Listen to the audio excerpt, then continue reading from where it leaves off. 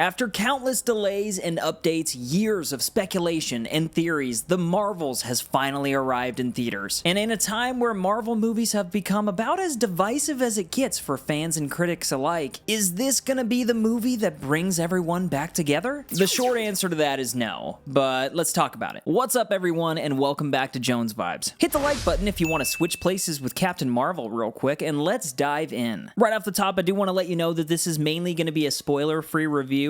I will talk about some spoilers towards the end, specifically that mid-credits scene, and if you don't want to get spoiled by that, I will be sure to warn you before I start talking about it. So The Marvels is the most recent entry to the MCU theatrically, and it's directed by Nia DaCosta. The synopsis reads, Carol Danvers, aka Captain Marvel, has reclaimed her identity from the tyrannical Kree and taken revenge on the Supreme Intelligence. But unintended consequences see Carol shouldering the burden of a destabilized universe. When her duties send her to an anomalous wormhole linked to a Kree revolutionary, her powers become entangled with that of Jersey City superfan Kamala Khan, aka Miss Marvel, and Carol's estranged niece, now Saber astronaut, Captain Monica Rambeau. Together, this unlikely trio must team up and learn to work in concert to save the universe as the Marvels. And walking into this movie, I would say that I had a pretty good idea as to what I was going into. Over the past week, I really tried my hardest not to read the reviews and just go into this thing with an open mind like I usually do. And with all that being said, I will just kind of preface things with the fact that the first Captain Marvel just wasn't really my thing. I think that I enjoy the character of Carol Danvers more than the movie, if that makes sense. Like, I'm a big Brie Larson fan,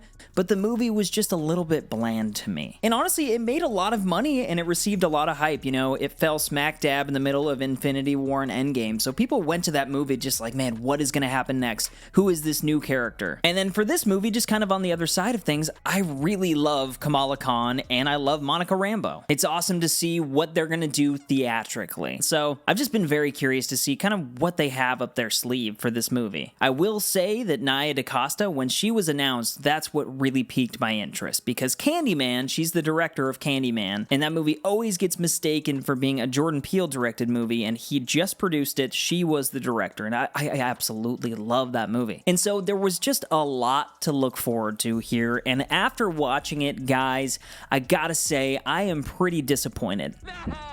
But probably not for the reasons that you might think. I really wanted to like this movie, and I ended up being a little bit disappointed, not because of the performances, not because of the direction, not because of the story that it was trying to tell, as well as what that means for the future. I'm mainly sad and confused about this film because of what clearly looks like studio interference. Like, when you sit down and this movie starts, you're thrown into this kind of fun adventure. So you're like, okay, here we go. But then all of a sudden, like, this short runtime doesn't leave any room to breathe. It just cuts and cuts and cuts, and there's so much going on that you're left just trying to digest all this stuff, and you're like, what in the heck is even happening? I found myself frustrated because I wanted to marvel at it more. Sorry about that. But truly, I wanted to spend more time with Carol Danvers, and with Monica Rambeau, and with Kamala Khan, and every second that they were on screen together was brilliant. And people talk a lot about the MCU when they make their movies. It's more of a collective. Like, obviously there is a director, and there is a tone, but there's also this big studio that's in charge that's kind of trying to push things in a certain direction. But I haven't seen an MCU movie, honestly, like thus far, that has felt so in control of. It was very reminiscent to me of David Ayer's Suicide Squad. I remember the first time I watched that movie, I was like, yeah, that was pretty fun. That was cool. But then you learn more about what happened behind the scenes,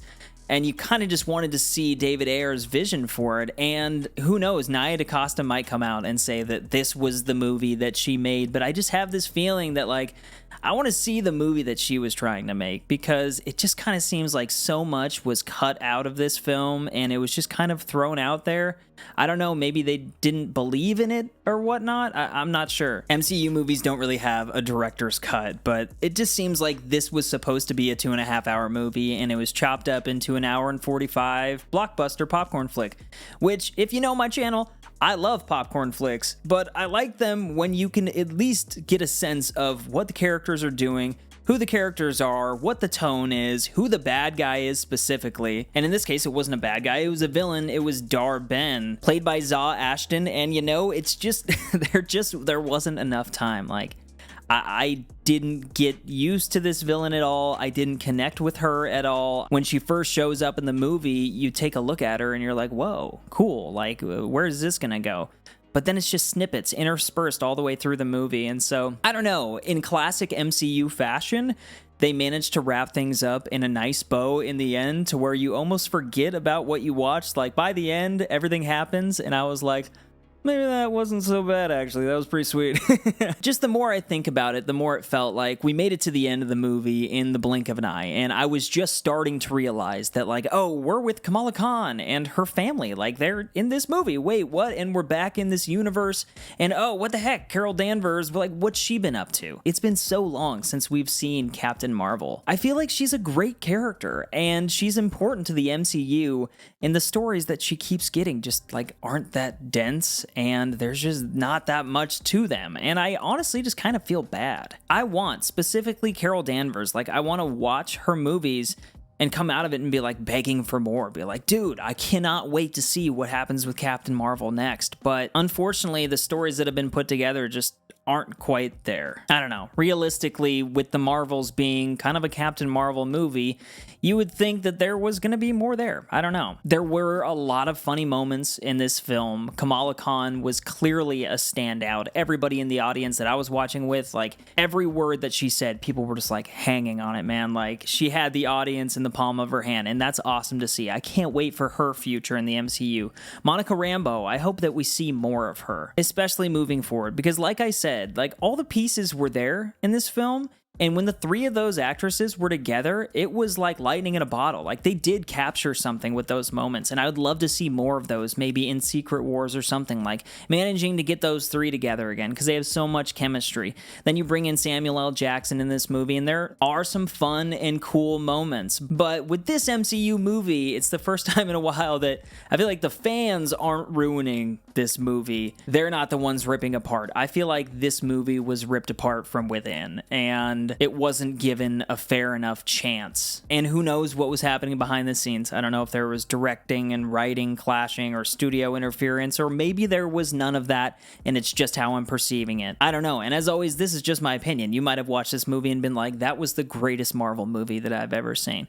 Just for me, But as always, I do want to give my Jones Vibe star rating based purely off of my enjoyment level of watching this movie. And guys, I'm gonna give the Marvels 3 out of 5 stars. But that's just me. And there are some pretty crazy things to talk about, specifically with the MCU, because I am still in the camp that the MCU is definitely not dead and is overall heading in a very positive and incredible direction that I'm very excited about. If you haven't seen the movie, now would be a great time to check out, because I'm gonna be talking about some spoilers. So let's get into it. All right, so the two best things about this movie for me were the two ending scenes. So there was what was clearly kind of the mid-credit scene. It was bumped up to the end of the movie, and then the post-credit scene was bumped up to the mid-credit scene. And so the end of this movie showcases something that I actually was even more hyped about than the mid-credits scene when I saw this. Kate Bishop from freaking Hawkeye walks in, and Kamala Khan is like recruiting her. There's some funny banter back and forth, but just seeing a character that's been introduced, it's like if Moon Knight were to show up, or Shang-Chi, who I really wanted to show up, like just seeing that Kate Bishop still exists in this MCU was all that I needed. It made me so excited. I'm sure they're planning out now the Young Avengers, and I don't know, that scene just got me really hyped. And then we go to the next one. Monica is trapped now in a different universe, and she wakes up in this hospital bed, and who is next to her but her mom, Maria Rambeau. And then who walks in? It's Beast from X-Men, Hank McCoy, and playing him, so much nostalgia. It was Kelsey Grammer. And it was a CGI version. It wasn't practical.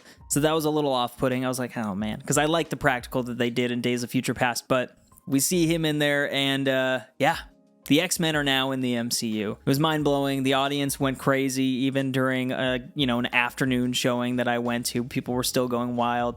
So that's very exciting. And like I said, this movie might have been a little bit disappointing, but it still bridged a nice path forward to what we're heading into, and, it didn't ruin anything by any means. I was just a little bit off-put by how choppy things were, but that's just me. So, now I will turn it over to you. Please let me know all of your thoughts down in the comments. I'd really appreciate to hear what you thought about about it. If you saw the Marvels, did you like it? Did you not like it? Do you think what I'm saying is correct? Or maybe I am way off? Feel free to let me know. Also, if you enjoyed this video, please give it a like. One like goes a long way, and I really appreciate it. You can also reach out to me on X at JonesVibesOnly, and don't forget to keep up the good vibes, guys. But the Marvels wasn't quite what I was expecting, and that's okay.